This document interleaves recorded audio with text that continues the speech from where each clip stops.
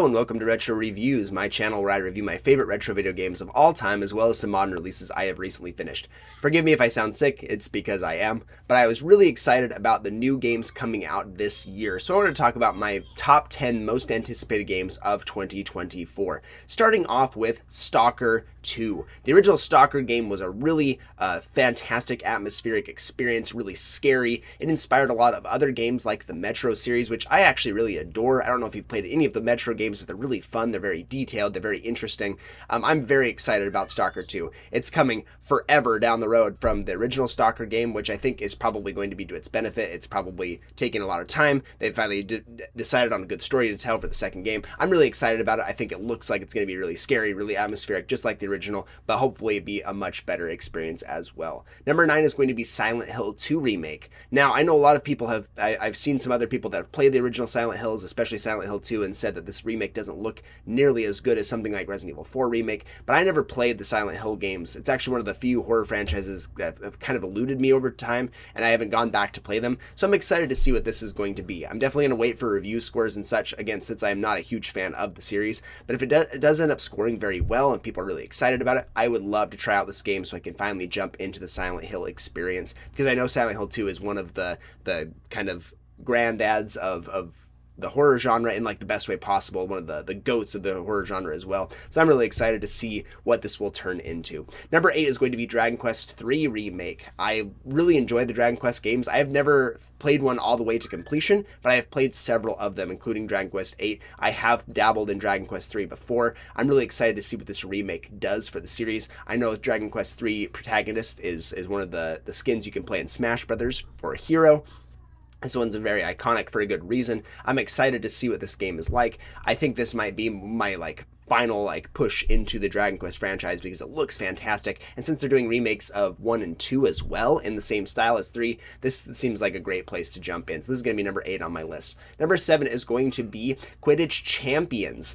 This is the new Quidditch game from the Harry Potter universe. I'm really excited to finally play like a full-on Quidditch experience. I think that it's probably going to be good because they've been cooking for it for a while. I know it wasn't in Hogwarts Legacy because obviously this game was in development here. I'm excited to see what they finally do with the Quidditch property. Again, this could be a huge bust, but the fact that it's coming to PlayStation Plus day one is really encouraging for me. I think this means they want to get it out to as many people as possible. They probably at least have a good framework, and I hope that it ends up being good because if you're a Harry Potter fan like me, you probably wanted to play Quidditch for a very long time, so I'm really excited to try this one out.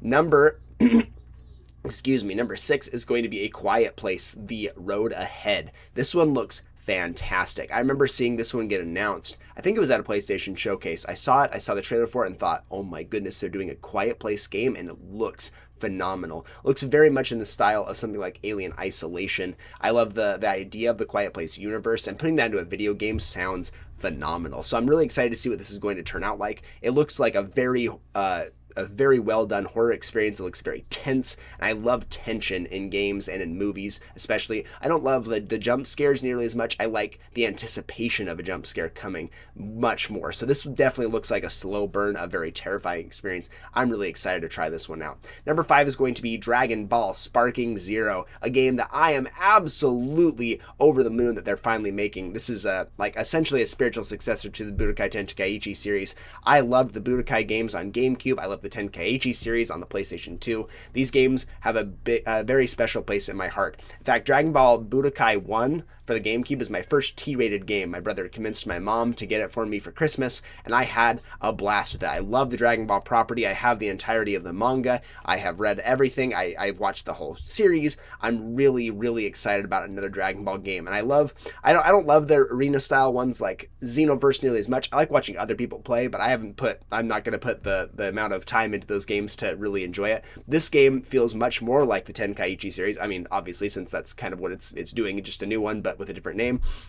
I'm really excited to see what they do with this. Tons of new characters. It looks phenomenal. The the what ifs and everything. I'm just really excited to try this one out. Number 4 is going to be Astrobot. I really loved Astrobot's Playroom on the PlayStation 5. I never played the original VR one because I never had a VR headset, but I heard that one was spectacular. But I really loved what they did with the PS5 one. For like a built-in game and a launch title for the PS5, it was really solid. One of my favorite platformers on the PlayStation for sure. And that's something that PlayStation usually is lacking in, is platformers. And the new Astrobot game looks like a fully fledged realization of Astrobot's Playroom on the PlayStation 5 in the best way possible. I thought the controls were really tight. I loved the callbacks to all these PlayStation properties. I'm really excited to see what they do this one. I expect it to be a really big sprawling adventure, and a platformer again is what Sony needs, and I'm really excited to try it out. Number 3 is going to be Sonic Cross Shadows Generations. I'm really, really excited about this one. Sonic Generations is hailed as one of the best Sonic games ever made for the blending of the 2D and the 3D in the best way possible, and I really love that idea. And Shadow's my favorite Sonic character by a significant margin, so the fact they're introducing him with all these new levels and everything really makes this package very appealing to me, especially since it's been a very long time since I've played Generations. So jumping into this one, getting to play as Shadow, and jumping into one of the best mixes of the Sonic franchise here, I'm just really, really excited. And my kids really love Sonic now too, so I'm excited to play that with them. So that makes it a little bit higher on my list as well. Number 2 is going to be Mario & Luigi Brothership. I love the Mario & Luigi series. It's my favorite RPG series probably to date, even today. I love Mario RPG Legend of the Seven Stars. This is definitely the spiritual successor to that. It's kind of like in conjunction with the Paper Mario franchise, but I love that this one never lost its RPG roots. As much as I didn't like Paper Jam, like it wasn't nearly as good as the other ones that preceded it, all the other games in the franchise are phenomenal. They're so much fun, and Brothership looks like more of a return to form, less of what Paper Jam was, which was just more tutorial based, very like gimmicky, didn't feel nearly as cool or interesting. This one looks like a more return to form, something more akin to Bowser's Inside Story or Superstar Saga, which I'm just extremely excited about. I think this one's has like a 0 chance of being a bad game from everything I've seen so far, and the fact that it's releasing very soon. I am extremely excited about Brothership. But my number 1 is going to be Legend of Zelda Echoes of Wisdom. This is the first time in the Zelda franchise you can play as Zelda in her own series, which is fantastic. I love the Link's Awakening remake style. I love the little the little porcelain figures, the little plastic figures. I love that art style so much. And the fact that this looks more akin to something like Link's Awakening meets Tears of the Kingdom, and with like the style and the worlds, and it just looks phenomenal. And I love the new mechanic, being able to capture echoes of items, building them throughout the world and using that to platform and everything. And again, the fact that you get to play as Zelda, and I've heard some stirrings that you can also play as Link. This looks like a really phenomenal experience. This is something that kind of caught me out off guard. I did not expect a new Zelda game before the Switch 2 came out. So the fact this is coming out means that they've really got something cooking for the original Switch. I think this is a great idea for a direction for a game. The fact we get to play as Zelda, of course, but the fact that we're doing it in Link's Awakening style means that this is going to run on the Switch very, very well. It's not something super technically demanding, and it will satiate us until the Switch 2 comes out, and then they can have a couple more years to get a new Zelda game out. So I'm exceptionally excited about this game. Zelda's franchise is still my favorite. I'm excited to finally play as Zelda and see what this new story is all about. So that's going to be my list for the top 10 most anticipated games of 2024. Let me know in the comment section down below what you think, what your most favorite titles are. Did I miss anything? Thank you so much for watching, and I'll see you on the next one.